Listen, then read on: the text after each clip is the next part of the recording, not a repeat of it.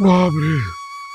ए, हा व्हिडिओ आहे ना, हा व्हिडिओ मी चालताना करतोय आणि भातोबाची टेकडी जवळजवळ उतरून आल्यानंतर करतो आहे.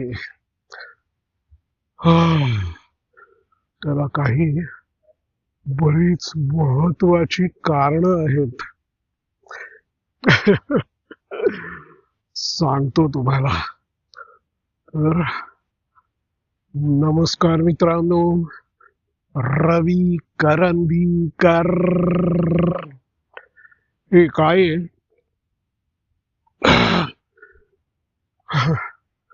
मला खाली बघून चालणं आवश्यक आहे आणि अगदी जपून जपून चालणं आवश्यक आहे. कारण काय झालेलं आहे, माझी कंबर लचकली आहे आणि खूप कळा येत आहेत आणि मला पाय टाकणं फार जड झालेलं आहे.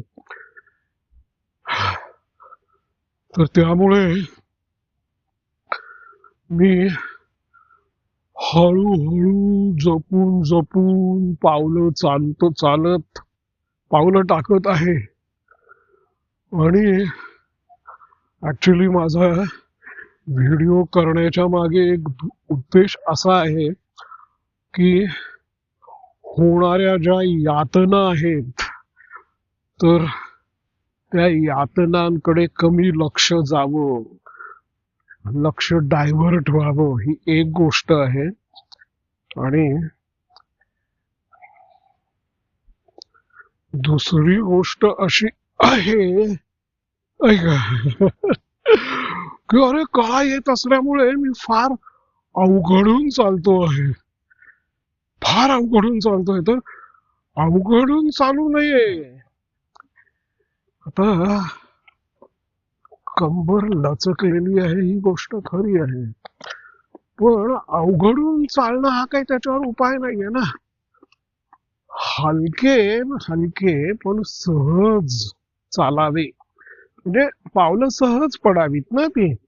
म्हणजे लचकलेल्या कमरेला धक्का न लागता हळूहळू पावलं टाकावीत, हळूहळू चालावं. म्हणजे याचा अर्थ नाही की अवघडून चालू नये ना. अवघडून चालल्यामुळे काही दुखणार नाही असं नाहीये. ते उलट काय आहे की आपल्या शरीराला माहिती असतं ना की आपल्याला कुठे वेदना होत आहेत ते, तर त्यामुळे त्याचा तो प्रयत्न करतो. तर आपण ज्यादा शहाणपणा करून कशी पावलं टाकायची हे ठरवण्यापेक्षा आपल्या बॉडीला आपण ठरवू दिलेलं केव्हाही बरं असतं. म्हणून हलकी पावलं पण मोकळी सहज पावलं जर टाकली ना, तर शरीरामध्ये पायामध्ये जी काय मेकॅनिझम आहे, तर ती आपल्याला कमी वेदना होतील अशा पद्धतीने हालचाल करते, है ना. मला याचा अनुभव आहे. बरं, असं काहीतरी होणार आहे याची मला कल्पना पण होती ना. मी सकाळी घरातनं निघालो तर त्यावेळेला मला माहिती होतं की माझी कालच कंबर लचकलेली आहे, त्यामुळे मला उठणं बसणं किंवा चालणं सुद्धा अवघड आहे, हे कालच मला माहिती होतं. पण मी विश्रांती घेतलेली होती, पुरेशी विश्रांती घेतलेली होती. तर त्यामुळे काल मी आलो नाही टेकडीवर, पण आज यायचंच असं मी ठरवलेलं होतं. थोडं यायचं, फार फिरायचं नाही, थोडं यायचं, थोडा आपला एक 15 सेकंदाचा शॉर्ट करायचा, 3 मिनिटाचा शॉर्ट करायचा, आणि जमलं तर व्हिडिओ करायचा, जमलं तर, असं मी ठरवलेलं होतं. तर तर ते मी नेहमीप्रमाणे ठरल्याप्रमाणे मी उकिडवा बसून मी 15 सेकंदाचा 3 मिनिटाचा शॉर्ट केला. आणि तुम्हाला माहिती आहे ना, तो 15 सेकंदाचा आणि 3 सेकंदाचा शॉर्ट मी सेल्फी कॅमेऱ्यावर करतो, कारण मी डायरेक्ट युट्यूबच्या ऍपवर करतो. तर त्याच्यामध्ये सुद्धा ना सगळं सेटिंग बिटिंग सगळं ऍडजस्ट करायला आणि सगळं कॅमेरा स्टँड ट्रायपॉड वगैरे काढून सगळं लावायला बराच वेळ जातो ना. त्यामुळे मी तिथे सुद्धा नाही म्हणलं तरी तरी शॉर्ट जरी 15 सेकंदाचा आणि 3 मिनिटाचा असला तरी माझ्या मते मी जवळजवळ 10 मिनिटं उकिडवा बसलेलो होतो. अरे 10 मिनिटं उकिडवा बसल्यानंतर मला उठताच येईना. कसा बसा मी उठलो. उठलो तर बाप रे, इतकी कंबर दुखायला लागली ना, काय विचारू नका. बरं मी तसा आता उभा राहिलो तर मला बसताही येईना.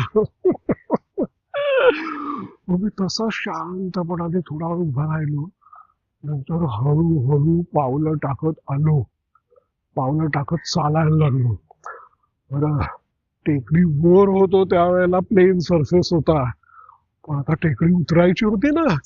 जरी ती सोपी असली आणि छोटी असली तरी उतरायला लागणार होतं. तर तेव्हा सुद्धा ना खरं तर उतरणारे चढणारे लोक होते. तर मला मोह होत होता की जरा कोणाची तरी मदत घ्यावी. पण मी म्हंटल की नाही यार, आपला आपण प्रयत्न करून बघू.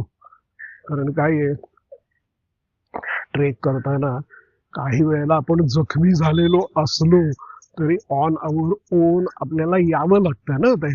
तर या निमित्ताने नाही का, बघा ना मी सिंहगड उतरताना समजा अगदी काहीतरी छोटी जखम बिखम झाली, ठेच लागून समजा बोटातनं रक्त यायला लागलं किंवा पाय मुरगळला, तर लोक मदत करतील, पण शेवटी आपल्याला आपल्या पायावरच यायला पाहिजे ना. कोणी आपल्याला उचलून नाही आणू शकणार ते, है ना. तर तर मी म्हटलं चला या निमित्ताने आपण जरा हे संकट आलंय त्याचा फायदा करून घ्यावा, असं म्हणून मी हळूहळू हळू टेकडी उतरून आलो. तर उतरून येताना माझ्या मनात आलं की अरे नाही, हे तर फारच गमतीशीर एकंदरीत. म्हणजे कंबर कशामुळे लचकली ह्याचं कारण सुद्धा फार गमतीशीर आहे. आणि आता आणि आणि त्याच्यावर आपण जे काय उपाय आणि त्याच्यात जे काय घडलेलं आहे तर ते आत्ता शेअर करायलाच पाहिजे आहे ते. बरं पण बसणं किडवं काय, बुडावर बसणं सुद्धा किंवा एखाद्या दगडावर बसणं सुद्धा मला अवघड होतं. मला ते रिस्की वाटलं. मी म्हटलं नाही, आधी आपण टेकडी उतरून जाणं महत्वाचं आहे काय, है ना. म्हणून मी टेकडी अगदी उतरून आल्यानंतर म्हटलं चला आता आपण टेकडी उतरून आलेलो आहे तर आपण एक छोटासा आणि सोपासा व्हिडिओ करूया. सोपासा म्हणजे मी काय केलं बघा, पण खूप दिवसांनी मी चालताना व्हिडिओ करतोय आणि हा व्हिडिओ जो आहे ना मी तो चक्क सेल्फी कॅमेऱ्यावर करतोय. म्हणजे ते जरा सोपं जातं ना ऍडजस्ट करायला ते, है ना. आणि खूप दिवसात मी तसा चालण्याचा व्हिडिओ पण केला नव्हता.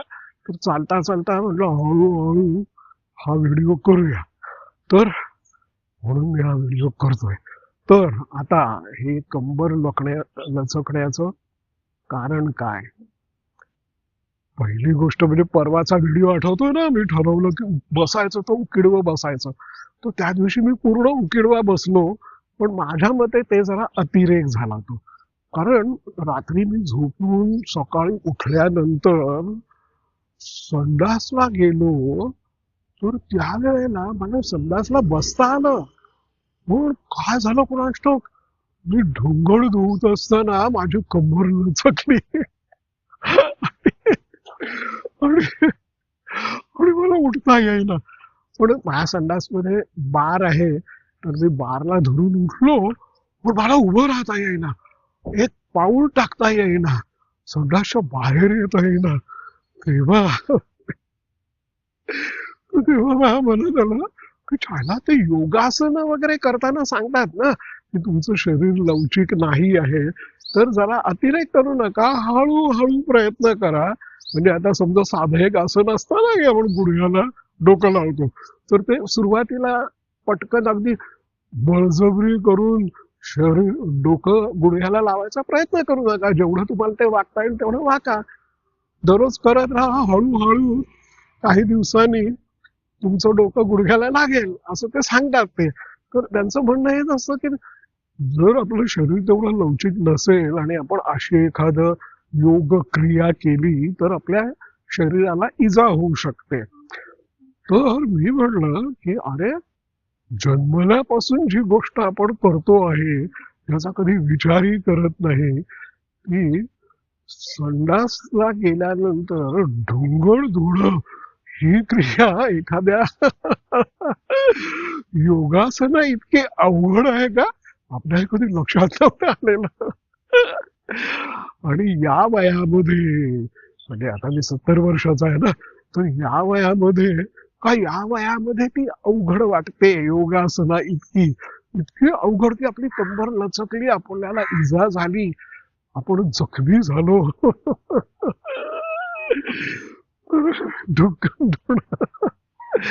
एखाद्या योगासन करणं इतकं अवघड आहे का? माझ्या मनात आलं, मला खूप हसू आलं. बरं आता काय होतं, हसू आलं तरी तोपर्यंत मी संडासमधनं बाहेर आलो होतो. आणि बाहेर आल्यानंतर मी हात पाय धुवून, घरात मी स्लीपर्स वापरतो. म्हातोबाच्या टेकडीवर मी अनवाणी फिरतो, सिंहगडावरून मी अनवाणी फिरतो, पण घरामध्ये मी स्लीपर्स घालतो. कारण ते जे जुनं घर आहे ना, तर त्या घरामधल्या त्या काय मोझॅक टाईल्स म्हणायचे ना त्यावेळेला, सिमेंटच्या केलेल्या असायच्या, तर त्याचा स्पर्श मला अजिबात आवडत नाही. तो त्यामुळे मी घरामध्ये स्लीपर्स घालतो. तर त्या स्लीपर्स घातल्यानंतर मला, म्हणजे जे 2 पावलं टाकली ना, तर इतक्या गळाल्या, इतक्या गळाल्या, बापरे, अक्षरशः म्हणजे मला रडू फुटलं, इतक्या गळाल्या त्या. आणि नुसत्या मला उभंही राहता येईना. मग मी, आणि आता वागता तर येत नव्हतं, मग झोपायचं कसं असाही मला प्रश्न पडला. म्हणून मी काय केलं, मी पायातल्या स्लीपर्स काढून टाकल्या आणि स्लीपर्सच्या काढून टाकून उभा राहिलो आणि 1-2 पावलं टाकली, तर माझ्या असं लक्षात आलं की अरे, स्लीपर्स अनवाणी घरात मी 2 पावलं जी टाकली ना, तर तेव्हा माझ्या पेन्स खूप कमी झाल्या. हा, मी अर्थात कमरेवर हात ठेवून सपोर्ट, म्हणजे पाठीमागे लोअर बॅकवर हात ठेवून सपोर्ट द्यायचा प्रयत्न केलेला होता, पण कळा एकदम कमी झाल्या. तर तेव्हा मला असा साक्षात्कार झाला की आपलं तळ पाय जो आहे, तर तो तळ पाय चालण्याची हालचाल करताना तो स्लीपर्सच्या सोल सारखा असा स्टिफ नसतो. तर त्याची जी रचना आहे, म्हणजे तळपायाच्या हाडांची जी रचना आहे, तर त्याच्यामुळे आता तो सरफेस तर प्लेन आहे, पण शरीरामध्ये आतमध्ये हालचाली होतात ना. आपण चालताना आपले वेगवेगळे मसल्स, वेगवेगळे हाडं, वेगवेगळे जॉईंट, पर्टिक्युलरली कंबर म्हणजे माझी लोअर बॅक लचकलेली होती. तर त्याची जी हाडांची रचना आहे, तर त्याच्यामध्ये ज्या हालचाली होतात, तर त्या सुटेबल हालचाली करण्याकरता काहीतरी आतमध्ये सुद्धा एक मेकॅनिझम असली पाहिजे ती. तर त्यामुळे मला अनवाणी चालायला, उभं राहता आलं, 2 पावलंच टाकता पण आलं. तरी पण मला खूप त्रास होत होता, म्हणून मी काय केलं, जाऊन अंथरुणावर पडलो. भातोबाच्या टेकडीवर यायचा प्लॅन कॅन्सल केला आणि जवळजवळ मी तास 1.5 तास पडून राहिलो.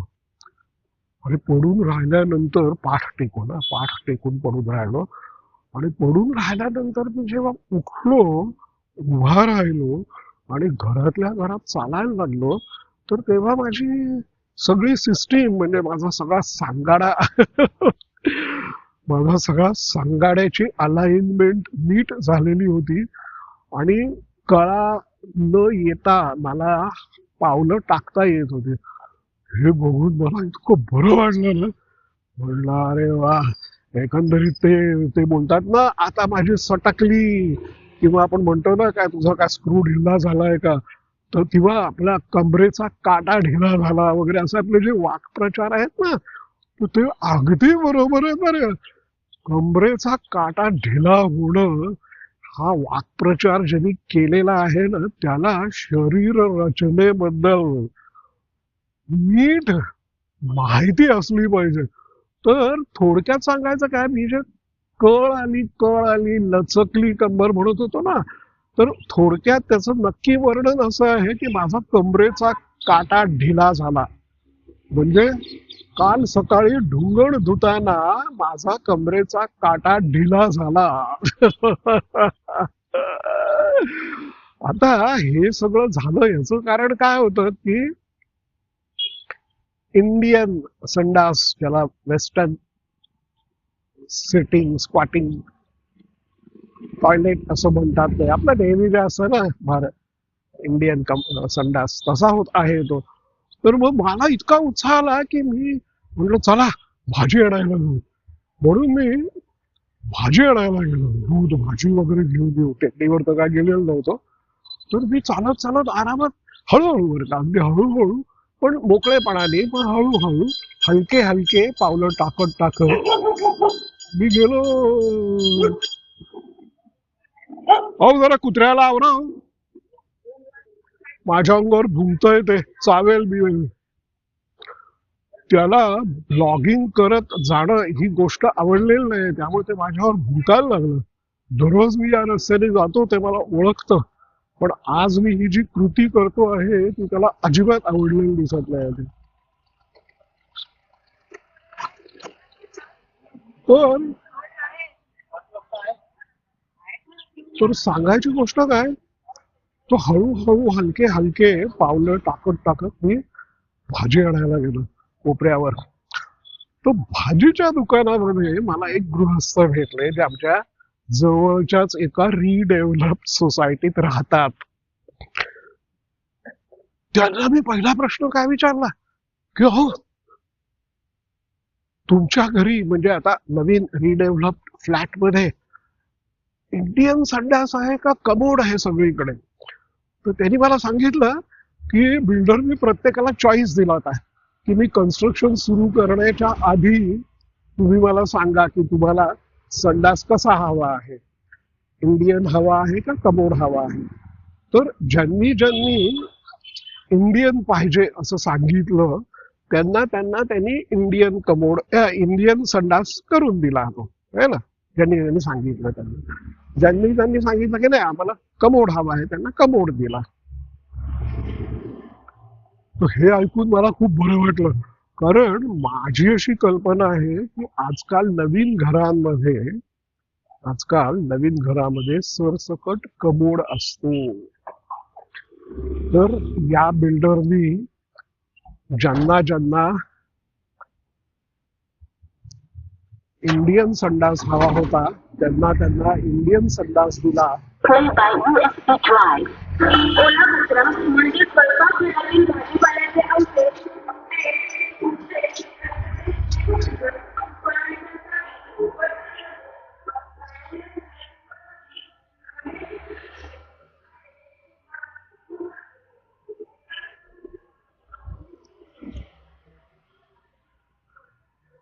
तर ज्यांना ज्यांना इंडियन संडास हवा होता त्यांना त्यांनी इंडियन संडास दिला.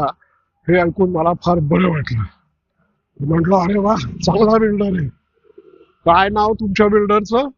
तो म्हणाला चाफळकर. म्हटलं अरे वा, चाफळकर खूपच चांगले बिल्डर आहे.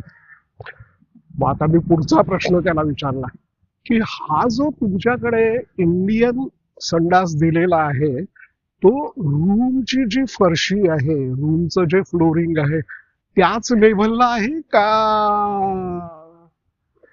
असा ओट्यावर तो बसवलेला आहे? इंडियन संडास पण तो रूमच्या फ्लोअरच्या लेव्हलला नाही, एक ओटा करून त्या ओट्यावर बसवलेला आहे. बोला नाही तसं काय नाही, ते कन्स्ट्रक्शनच्या आधीच त्यांनी विचारलेलं होतं ना, तर त्यामुळे तो रूमच्या लेव्हललाच आहे, असा ओट्यावर वगैरे नाहीये तो. म्हटलं अरे वा, म्हणजे हा तुमचा बिल्डर तुमचा चॉईस त्यांनी विचारला आणि त्याप्रमाणे डिलिव्हर केलं, हा चांगुलपणा आहे. पण कन्स्ट्रक्शन करताना सुद्धा तुमच्या चॉईस प्रमाणे त्याला जे काय जास्त कष्ट घ्यावे लागले तर तेही त्यांनी घेतले, ही पण चांगली गोष्ट आहे ती. तर त्यामुळे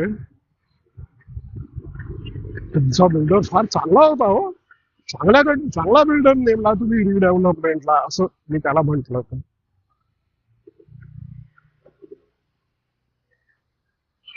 आणि मग नंतर आमच्या ऑब्विसली रिडेव्हलपमेंट बद्दलच्या बऱ्याच गोष्टी झाल्या है ना, रिडेव्हलपमेंट बद्दलच्या बऱ्याच गोष्टी झाल्या.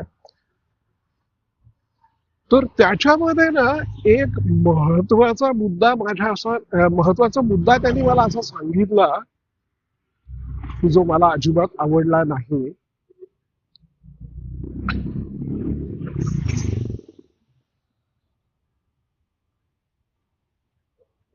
तो मुद्दा असा होता की पहिली गोष्ट म्हणजे त्यांनी मला सांगितली की ही जे रिडेव्हलपमेंटचे डॉक्युमेंट असतात ना, म्हणजे अगदी एमओयू घ्या किंवा डेव्हलपमेंट अग्रीमेंट किंवा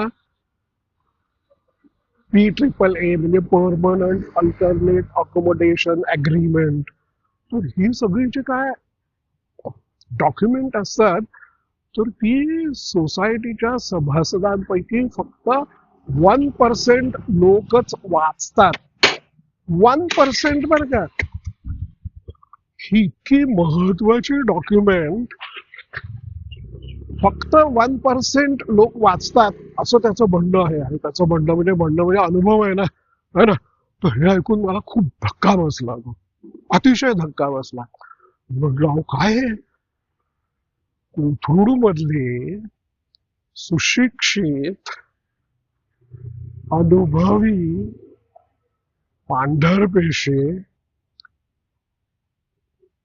आता ज्यांनी जग बघितलेलं आहे, जे मॅच्युअर आहे, म्हणजे आता ऑन अन ॲव्हरेज सगळे 50च्या पलीकडचे आहेत ना, तर असे अनुभवी लोक डॉक्युमेंट वाचत नाहीत, फक्त 1% वाचतात. हे फार धक्कादायक आहे आणि हे खूप चुकीचं आहे असं मी त्याला म्हटलं. हो ना, हे चुकीचं आहेच, प्रश्नच नाही. पण काही लोकांचं त्याच्यावर असं म्हणणं आहे की अरे मॅनेजिंग कमिटीने बघितलेला आहे ना, आपल्या वकिलांनी बघितलेला आहे ना, आणि हा बिल्डर चांगला आहे, अनुभवी आहे, तर मग त्याच्यावर आपण थोडा विश्वास ठेवू ना. शेवटी व्यवहारामध्ये विश्वास ठेवावाच लागतो ना, तर त्याच्यावर विश्वास ठेवू. उगीच बारीक सारीक गोष्टी बघून काहीतरी खुसपट काढत बसण्यापेक्षा कायदेशीर वगैरे आपण त्याच्यावर विश्वास टाकू या विचाराने ते बरेच लोक डॉक्युमेंट्स वाचत नाहीत. आणि व्यवहारात विश्वासाला महत्व असतं की नाही?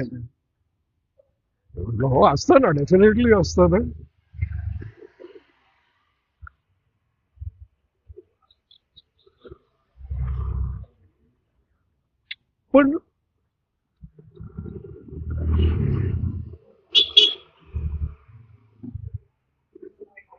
पण जर विश्वास ठेवायचा तर तो दोन्ही बाजूंनी ठेवला पाहिजे एकमेकांच्यावर, पहिली गोष्ट. आणि दुसरी गोष्ट म्हणजे व्यवहार हा व्यवहार असतो, त्याच्यामध्ये विश्वासाचा काय प्रश्न आहे तो, असं माझं मत आहे. आणि आपल्याकडे ना हे विश्वास हे जरा लोक अति करतात. म्हणजे बघा ना की आता मोदी चीनमध्ये गेले है ना, मोदी चीनमध्ये गेले ते SCOच्या मीटिंगला, तर त्यावेळेला चर्चा हीच होती की आता पूर्वी चीन आपला शत्रू होता, पण आता तो आपल्याशी मैत्री करतो आहे, सीमा प्रश्नावर सुद्धा त्यांनी काहीतरी तोडगा काढण्याचा किंवा त्यांनी आपलं सैन्य मागे घेण्याचा, म्हणजे कुरापती न काढण्याची भूमिका घेतली असं दिसतं आहे. तर मित्र म्हणून आपण चीनवर विश्वास ठेवू शकतो का?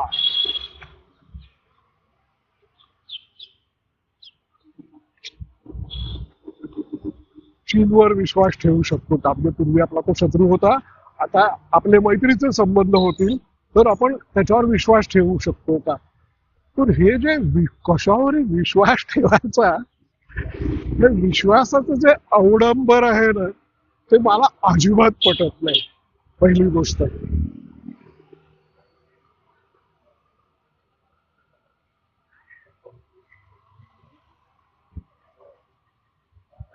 दुसरी गोष्ट अशी आहे की हे विश्वासाचं अवडंबर जे लोक स्वतःला कमकुवत समजतात, म्हणजे असतात असं नव्हे बरं का, जे लोक स्वतःला कमकुवत समजतात ते लोकच नेहमी असल्या विश्वास विश्वास गोष्टींच्या गोष्टी करतात. बिल्डर करतो का? बिल्डर तुमच्यावर विश्वास दाखवतो का? अरे त्याच्या अग्रीमेंट मध्ये बघा, त्यांनी हे पण लिहिलेलं असतं की त्या तुमच्या फ्लॅटमध्ये स्फोटक वस्तू ठेवू नका. आता आपल्या फ्लॅटमध्ये स्फोटक वस्तू ठेवू नका हे आपण जे 35 वर्ष राहिलेलो आहोत फ्लॅटमध्ये आणि ज्यांनी आपण आयुष्याची 50शी गाठलेली आहे, ओलांडलेली आहे, तर त्यांना कळत नाही का? तो का नाही आपल्यावर विश्वास ठेवत की हे फ्लॅट नीट वापरतील? पण तो लिहितो ना अग्रीमेंट मध्ये, इथे कचरा टाकू नका, तिथे कचरा टाकू नका, आपल्या काय काय काय काय गोष्टी सांगतो तो. कारण त्याचं म्हणणं काय असतं की हा व्यवहार आहे, मला माहिती आहे ही माणसं शहाणी आहेत की ही ही त्यांची वस्तू आहे, ते नीट वापरतील. तरी सुद्धा व्यवहार करताना या ज्या काय सगळ्या अटी शर्ती आहेत तर त्याची नोंद घेणं आवश्यक असतं ना. तो नाही आपल्यावर तो नाही विसंबून राहत की नाही अरे सगळे शहाणी माणसं आहेत तर हे असल्या काही गोष्टी ह्याच्यामध्ये लिहिण्याची आवश्यकता नाही आहे, है ना? किंवा उशिरा पैसे दिले, काय इन्स्टॉलमेंट आहे त्या जर उशिरा दिल्या तर त्याच्यावर दंड किती आकारला जाईल, म्हणजे असं ते त्यांनी सांगितलेलं असतं. म्हणजे त्याला आपण वेळेवर पैसे देऊ असा आपल्यावर विश्वास पण नसतो तो. आणि समजा आपण उशिरा दिले असतील तर त्याला काहीतरी जेन्युइन कारण आहे, है ना? आणि त्यामुळे ठीक आहे ना, व्यवहार आहे, चांगुलपणा चालतं, कधी पुढे मागे होतं वगैरे, असल्या काही गोष्टी करत नाही तो, लगेच पेनल्टी लावतो. म्हणजे काय की आपण मध्यमवर्गीय माणसं बिल्डरच्या दृष्टीने कमी महत्वाचे असतात आणि तो या व्यवहारामध्ये तो वरचढ असतो अशी त्याची भूमिका असते. त्यामुळे तो माझ्यावर विश्वास ठेवा वगैरे फक्त काम घेताना म्हणतो गोड गोड बोलायचं म्हणून, है ना? आणि मी फार विश्वासार्ह बिल्डर आहे, अशी विश्वासार्ह बिल्डर म्हणून माझी कीर्ती आहे वगैरे असल्या गोष्टी सांगतो, त्या फक्त इमोशनल अपील म्हणून असतात, पण व्यवहाराचा भाग कधी नसतात. ही एक गोष्ट झाली. दुसरी एक महत्वाची गोष्ट अशी आहे की मी त्यांना सांगितलं की अहो मी सुद्धा पूर्वी बिल्डरकडे रिअल इस्टेट सेल्समन म्हणून काम केलेलं आहे, रिअल इस्टेट सेल्समन म्हणून. तर त्यावेळेला मी माझ्याकडे जे फ्लॅट बुक करायला यायचे त्यांनी जर अग्रीमेंट वाचायला मागितलं तर मी त्यांना सांगायचो की अरे काय वाचण्याच्या भानगडीत पडू नका, याच्यातला तुम्हाला पटला नाही म्हणून एक शब्द सुद्धा बदलणार नाही, तर आहे असंच राहणार आहे, तर त्यामुळे डोळे मिळून सही करा, वाचण्या विसण्याच्या फंदात पडू नका, तुम्हाला बघा बघा तुम्हीच सांगताय. अरे हो पण त्या मी त्यांना म्हटलं हो पण त्याला मी बिल्डरच्या बाजूने काम करत होतो. आता या प्रोजेक्टचं बिल्डर कोण आहे? सोसायटी आहे. तुम्ही बिल्डर आहात, तो डेव्हलपर आहे, मालक तुम्ही आहात, तो तुम्हाला बांधून देण्याची सेवा देतोय. तर तुम्ही आता मालक आहात, बांधून देण्याची सेवा देता त्याच्याकडनं घेता आहात, तर आता तुम्ही मालकासारखं नको वागायला का? अरे तो तुमचा ड्रायव्हर आहे, तुम्ही कारचे मालक आहात, तरी ड्रायव्हरचाच वर्चस्व, ड्रायव्हरवर आपण विश्वास ठेवायचा की तो सगळं नीट करेल. त्यांनी नाही आपल्यावर विश्वास ठेवायचा की नाही यार मालक आहेत, मालक म्हणजे काय देवाचे अवतार. तर प्रत्येक वेळेला मध्यमवर्गीय माणसं स्वतःकडे कमीपणा का घेतात व्यवहारामध्ये, ही पराभूत मनोवृत्ती का, असर्टिव्हनेसचा अभाव का, म्हणजे मोदी ज्याला म्हणतात ना, मोदी ज्याला म्हणतात ना गुलामगिरीची मानसिकता, तर ही इथे या प्रकाराने मध्यमवर्गीय माणसाची गुलामगिरीची मानसिकता दिसते असं माझं मत आहे. आणि ती गुलामगिरीची मानसिकता सोडून द्यायला पाहिजे पराभूत वृत्ती, हताश वृत्ती सोडून द्यायला पाहिजे. मी डेव्हलपमेंटच्या व्यवहारात आपण मालक आहोत, तो सेवेकरी आहे, आपण गाडीचे मालक आहोत, तो ड्रायव्हर आहे. तर इथे आपल्या म्हणण्याप्रमाणे आता त्यांनी दिलेल्या अग्रीमेंटवर आपण डोळे मिटून सही नाही करायची. आपण तयार केलेल्या आपल्या फेवर मधल्या ज्या टर्म्स अँड कंडिशन्स असतील त्याच्यावर त्यांनी डोळे मिटून सही करायची, असं माझं मत आहे. तर बघा,